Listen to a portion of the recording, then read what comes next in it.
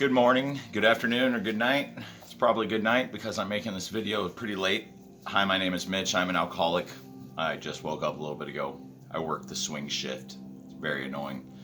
I got your daily reflections today. This is a daily reflection for July 6th. From the Daily Reflections book, this is a book of reflections by Alcoholics Anonymous members for Alcoholics Anonymous members. Or anyone, just good reflections. This one is titled Identifying Fear. The chief activator of our defects has been self-centered fear. That comes from 12 Steps and 12 Traditions, page 76. When I feel uncomfortable, irritated, or depressed, I look for fear. This evil and corroding thread is the root of my distress. Fear of failure, fear of others' opinions, fear of harm, many other fears. I have found a higher power who does not want me to live in fear, and as a result, the experience of AA in my life is freedom and joy. I am no longer willing to live with the multitude of character defects that characterized my life when I was drinking.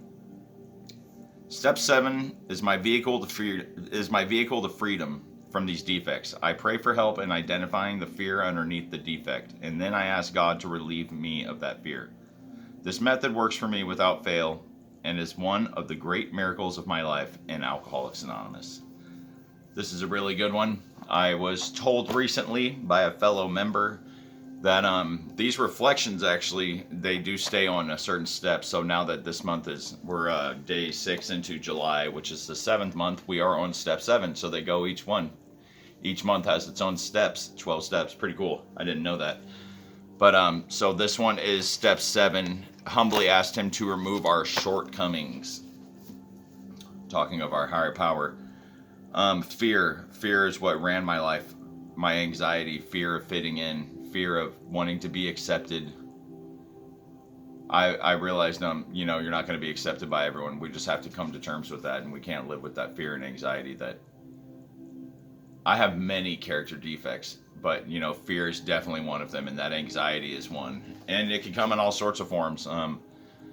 I've been noticing more. I'm an empath, so I do care too much, and I will get anxiety over that. I mean, a lady was waving at me at the doctor's office the other day, and I just barely caught the end of her waving and turned away, and she turned away, and then I tried to wave back, and it just really affected me, where I'm like, oh my God, I feel so bad, I feel so horrible, and I never saw her again. And then I start thinking, what is she thinking that was so mean of me? I'm like, why am I letting something like this affect me? That's my anxiety. We all get that, and something will be said. I'm sure that lady was like, I waved at him, I'm over it.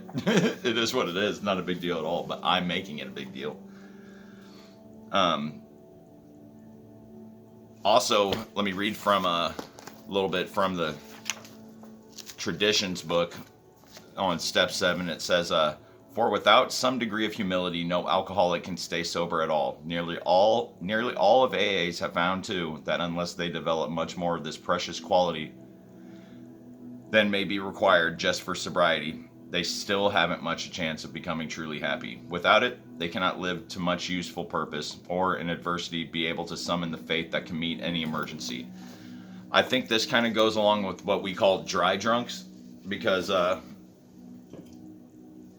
there's people that are sober, I'll see them in the halls and stuff, and they're still gross, not being judgmental. I mean, not gross. They're still mean, they're still jerks, and you're just like, man, yeah, I don't get it. You're just still upset that you have to be sober. It's like you haven't got through your character defects yet. Or you're still working on it, which is fine.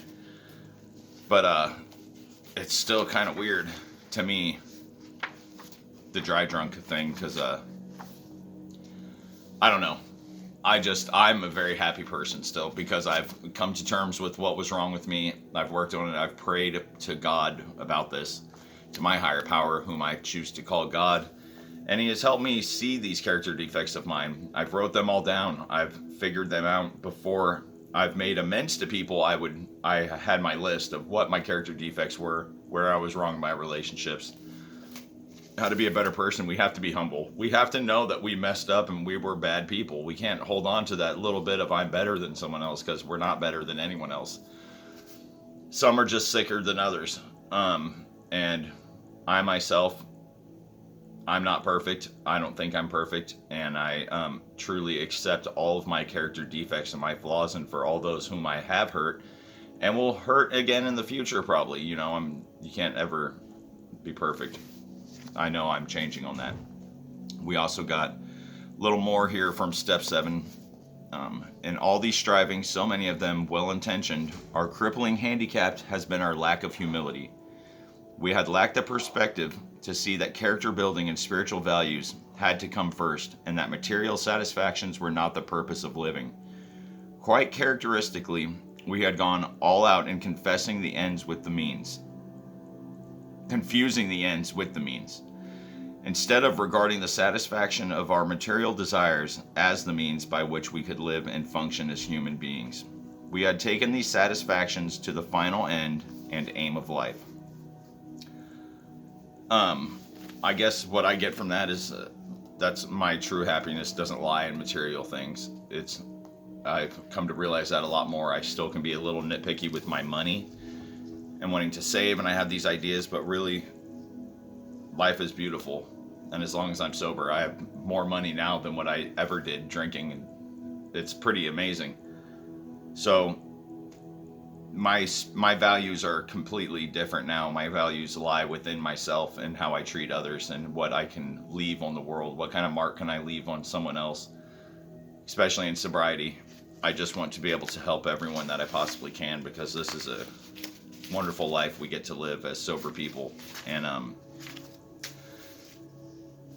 humility, back to that. Let's just notice when we're wrong. Let's promptly admit it if we're wrong. If we've wronged someone, go let them know. Say, I'm sorry. Most of the time, they're not going to be that upset with you. So I think that's pretty much all I got on this one, end of the day. I hope you guys are doing well and had a safe weekend. I love you. Remember, one day at a time, and peace out. Bye.